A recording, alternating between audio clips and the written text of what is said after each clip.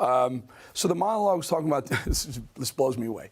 There are only 3.4% of the reporters in America who identify as Republican. 96.6%.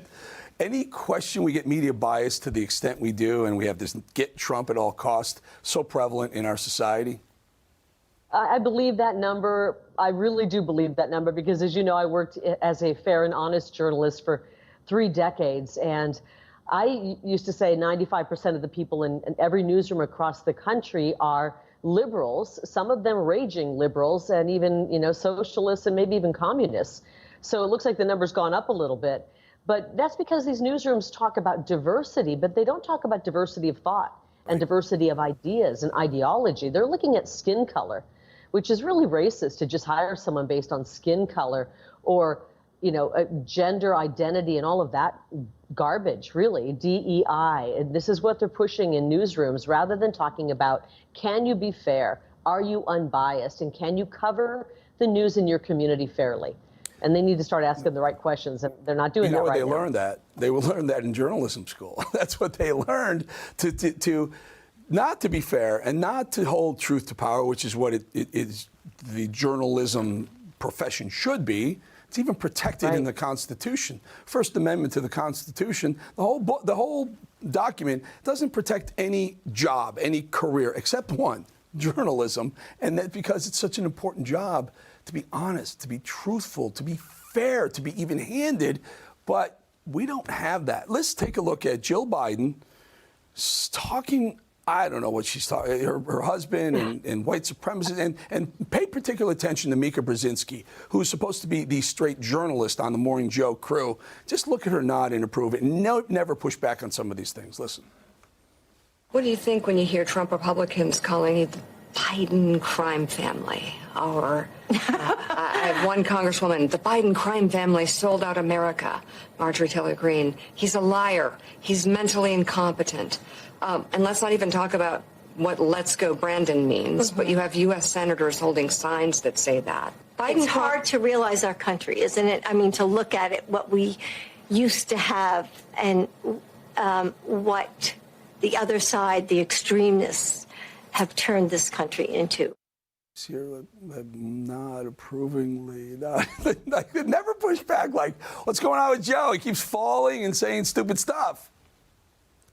Yeah, I mean, really, it's hard to look at where our country, it is hard to look at where our country is going. It's hard to look at the Biden family and the payouts they've taken from our enemies, like the CCP, like Ukraine, like, Burisma, the mayor of Moscow's wife. Why are they taking these payouts? And why is Hunter Biden selling his, finger paintings for $500,000?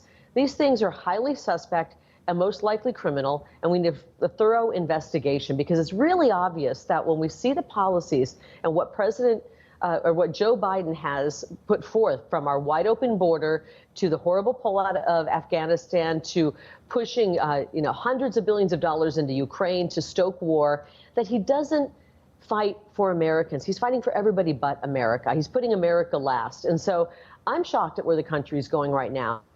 But it's not because of Trump Republicans or people who want to make America great again. It's because of the crooked people sitting in the White House and sitting in this administration, allowing for an invasion at our border, and so much worse than everything that's going on across the country and across the globe.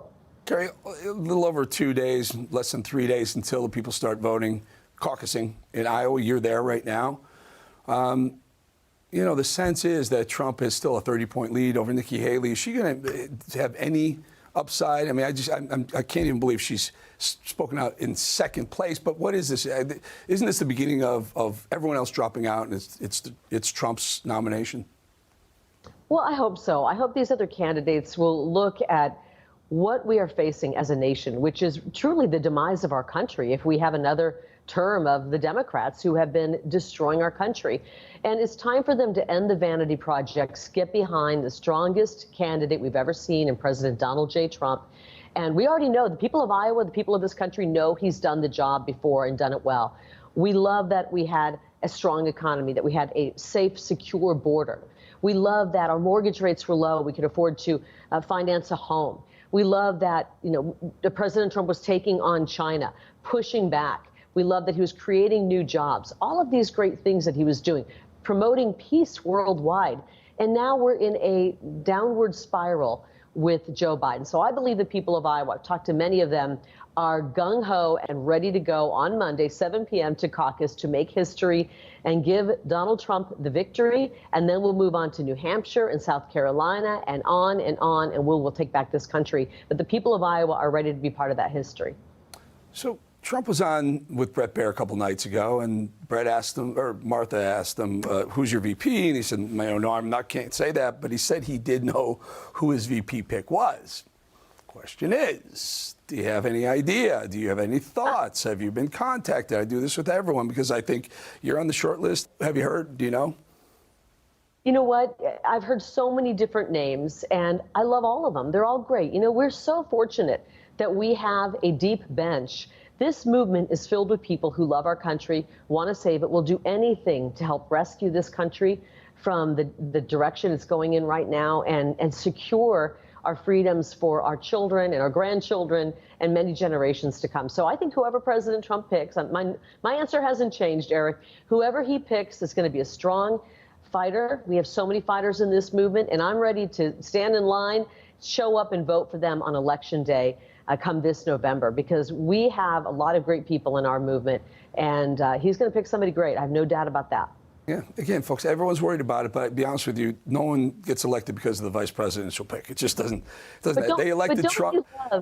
Don't you love that they're asking him? Do you hear anybody asking DeSantis or Haley? I'm not trying to diss them, but I don't hear anybody asking those guys who their VP pick is going to be, because everyone knows what is inevitable, that Donald J. Trump is going to be the nominee, and we're going to take our country back and make it great again. And so I think it's great whenever I hear people asking him that question, because it's just a reminder that even people in the fake news know that President Trump is the leader, is electable, is going to get back into office and put forth these great policies to help our country. Well, we're going to leave it right there. Kari Lake, appreciate you joining us. Thank you. Have a great weekend, by the way. Thank you, Eric.